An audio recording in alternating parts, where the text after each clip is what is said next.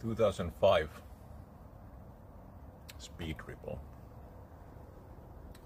I had this bike since 2007, so pretty long. And I'm gonna go through all the issues I had with it and that kind of stuff. Let's see.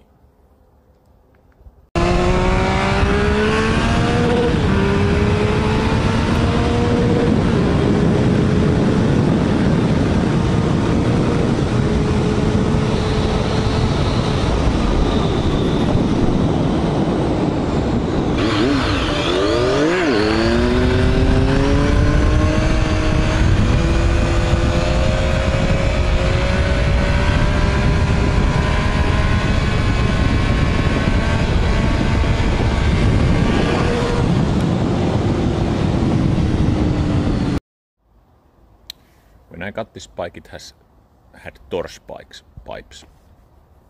Now it has that MIVV because it's saving weight like 6 kilograms or something like that. And I have the noise killer because it's quite loud at like this also. This used to have those yellow Nissin brakes. I changed to Suzuki GSX-R 750 brakes, but they look sort of hard cast and not so nice, so I bought this Yamaha MT-10 brakes, which are very nice casting. I had to make these kind of spacers here to bring it out a little bit, and I also used Yamaha bolts here. There's crash protection also here is and on the generator, and these are some Kawasaki crash bunks. If you put any kind of these, I have shortened these, and they should be even shorter because the force is higher if you have long crash bunks. So you don't wanna like save your indicator, you wanna save the radiator and that kind of stuff. The headlights are stock. I always had this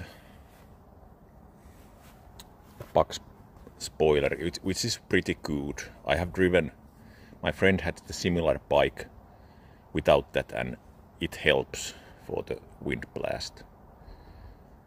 This is also this Yamaha master cylinder, which is nice that you don't have that round plastic cap. These are hell lines made for specifically according to the measurements of this bike. I'm using the stock mirror still. This 2005 has plastic tank. 2008 it's steel tank, which is better. You cannot like use magnetic backs here and that kind of stuff. And for ethanol fuel, you'd better always use 98 octane to this because they could expand the tank.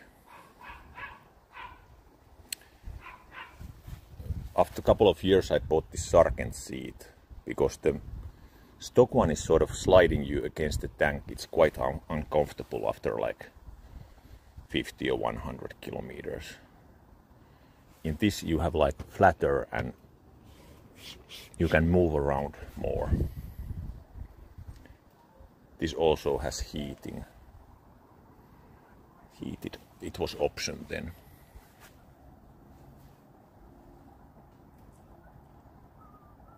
I'm using the stock tail tilt because I don't like that it throws water to your back.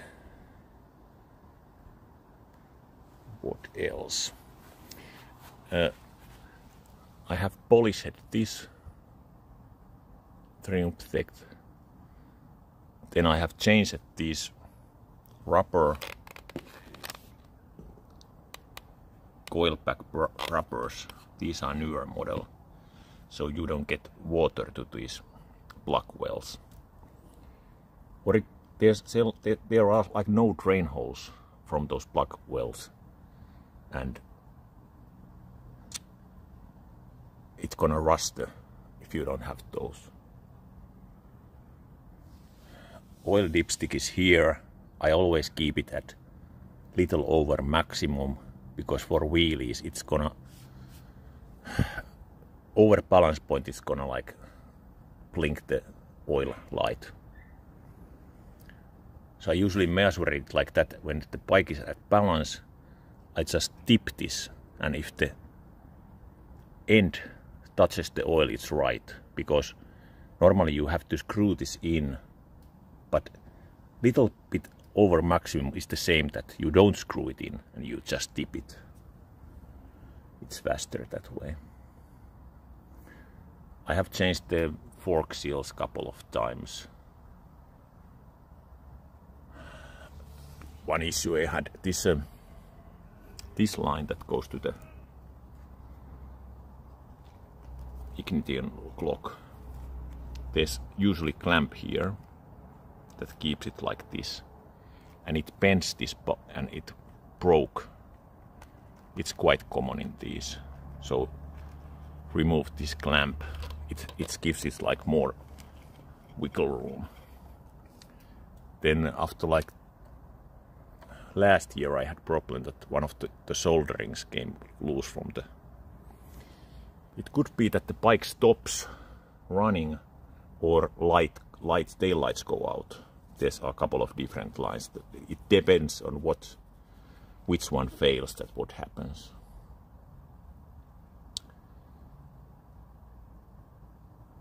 This is the model that has this bigger oil cooler, 2005. There is like ones that are like half of these, but it doesn't matter which one it is.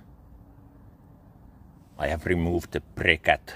It's not cat, it's just a pipe with holes inside there, and I also took this off, this whole manifold, and smoothed out those beginnings. I have smoothed out also the throttle body steps.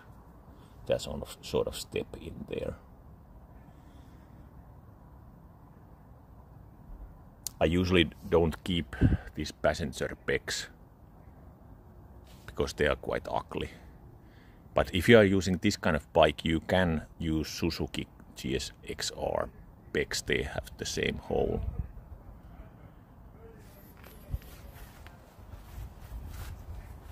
I'm using the stock headlamps. They are quite nice. When the bike was quite new, I bought this Triumph original fat bar with the risers. It takes like 1 kilogram off the bike, just because it's not steel bar.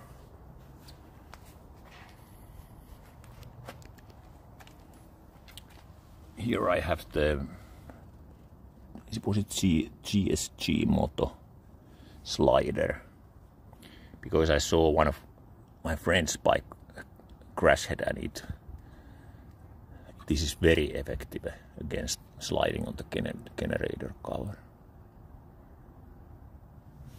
These tank drains here are very important that they are not kinked.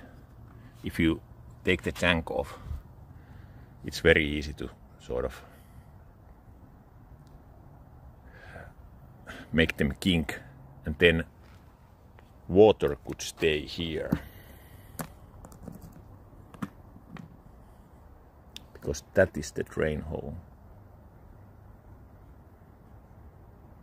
and that is breathing for the tank. So if you kink one of those, you could cause vacuum to and it doesn't run right, or water collects, because this is not like watertight. So when I had that once kinked and I was running in rain, I went to the gas station, opened this up, and saw when all the water dropped down to the tank. So sometimes I even take like medical syringe and put water to that hole and make sure it comes out from those lines. Those are quite important.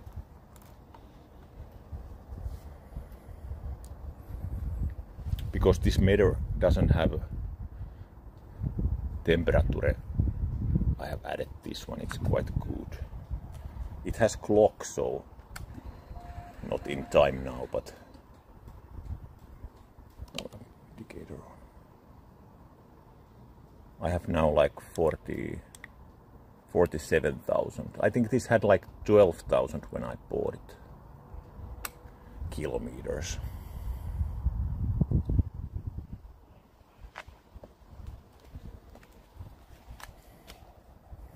I have changed the chain one time. The new did.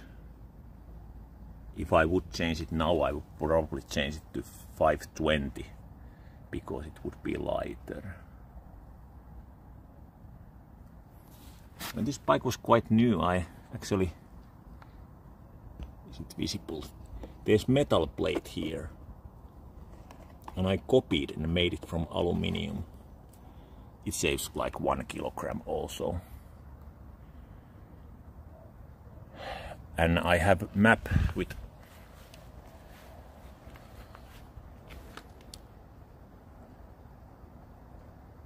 the fuel injection map is like a arrow map, which is tuned for to have more ignition advance, and it's quite good map. I still have the SAI secondary R induction there. This is not so good, this, because it's quite clunky. It would be better to put the cross bike style. But this is like the right size for me, this bike. Many bikes are like a little bit too big or too small, but this is quite the perfect size for me.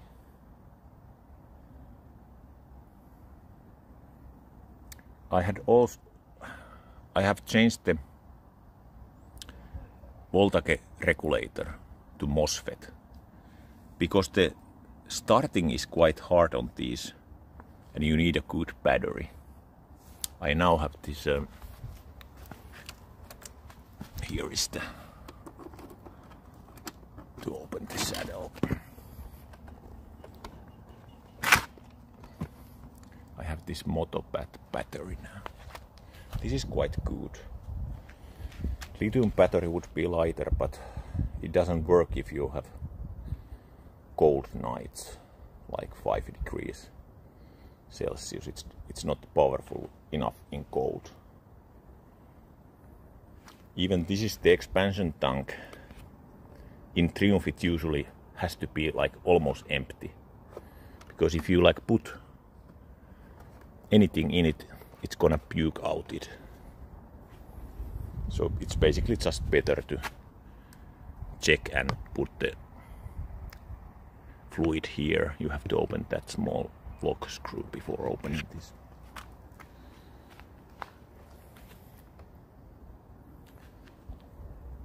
And if this is AGM battery, those batteries need higher voltage, like 14.5.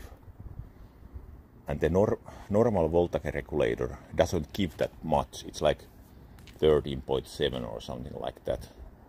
So it's never gonna be like full, the battery. And that's why the Mosfet is so important, that you get that higher voltage here. And you can use that AG, like this is absorbed glass matte AGM battery. So basically, if you have the stock regulator, you need stock battery. Don't buy this AGM battery, because it's never gonna be full and it's always gonna feel like tired, even it's good battery. I usually don't keep this. This is Triumph original grab handle, but it makes the handling the bike easier to carriage and out. But sometimes I take it, like in track days, I take it off. So there's not so much. This Sargent seat is quite nice. It has this kind of tool container here. I really like this saddle. That's the heating line. But that's about it. This has been, that's the reason I haven't sold it, because it's amazingly good bike. I haven't like even tested anything that would be better in many ways. I really like the wheel characteristics of this bike, so because it's very linear, the wheels are like super like smooth. It comes up slowly and you don't hit any power peak, and somehow this has quite, does it have long or short swing arm, but it's very balanced for wheelies. For endos it's not so great, because it's somehow, maybe that swing arm is quite heavy. And you never want to use like towering rubber on the front, because you need this good traction, because you don't have that much weight on the front.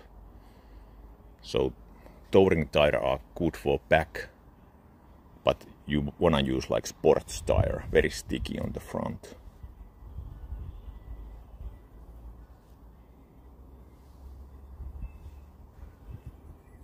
This slider is self-made. I've been wanting to buy like Oehlin's rear shock, but they are very expensive, like 1,500 on eBay, and you never see old ones. This is good that I have put this kind of rubber here underneath that hugger. It protects those linkages. And also this rear hub, you have to loop it quite often. I just changed the rear pads there. But I usually drive it like 1 month per year when it's my summer holiday. On other times I drive that GS. What is amazing that this GS is like 10 degrees hotter bike than that. I mean that you can, in 15 degrees, this is totally, you don't freeze, and you can ride it like in 5 degrees Celsius. But in 25 degrees, it's gonna be hot, because it has so much fairing. When in 15 degrees, you're gonna freeze with this one. And this is good in like 25 degrees. And it's amazing difference. And that's the reason I use the GS for like spring and fall. And this only in summer holidays, because the temperature is the best that way. But if you want to buy one of these, I would say that buy the 2008, because it has Brembo's radial steel tank, better spray clutch on the starter motor, and it has many improvements. So it's much better to get that one. You can upgrade this 2005, but it's gonna take like a lot to make it up. This is up to the 2000, outcluding to the, not including the steel tank. But I would take the 2008 model. That's about it. Bye.